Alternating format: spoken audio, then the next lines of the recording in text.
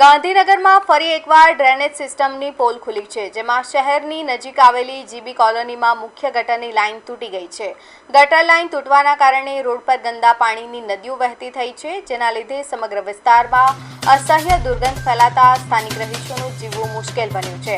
આ માર્ગ પહેલેથી જ બિસ્માર હાલતમાં હતો અને હવે તેના પર ગટરના પાણી ફરી વળતા ખાડાઓ દેખાતા બંધ થઈ ગયા છે. પરિણામે વાહન ચાલકો ભારે પરેશાની ભોગવી રહ્યા છે અને અનેક બાઇક ચાલકો સ્લીપ થઈને ઇજાગ્રસ્ત થયા હોવાના અહેવાલ પણ સામે આવ્યા છે.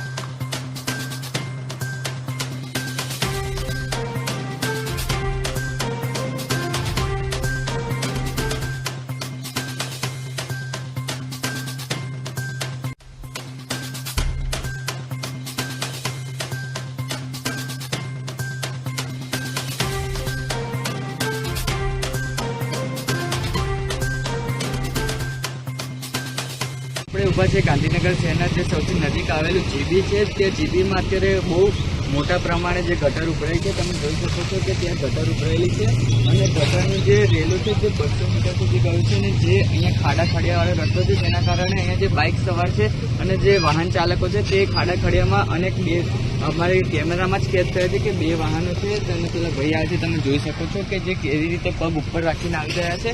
તેના કારણે અહીંયા જીબી સૌથી નજીકમાં નજીક ગામડું છે ત્યાં બી આવી ઘટના બને છે. એટલે હજુ પ્રી મોન્સૂન કામગીરી થઈ નથી, વરસાદ હજુ આવ્યો નથી, તેની પહેલાં જ આટલું પાણી ભરાય છે. તો વરસાદ આવશે ત્યારે કેટલું અહીંયા પાણી ભરાઈ શકે છે. શ્લોક ચૌહાણ, પાટનગર નેટવર્ક ન્યૂઝ, ગાંધીનગર.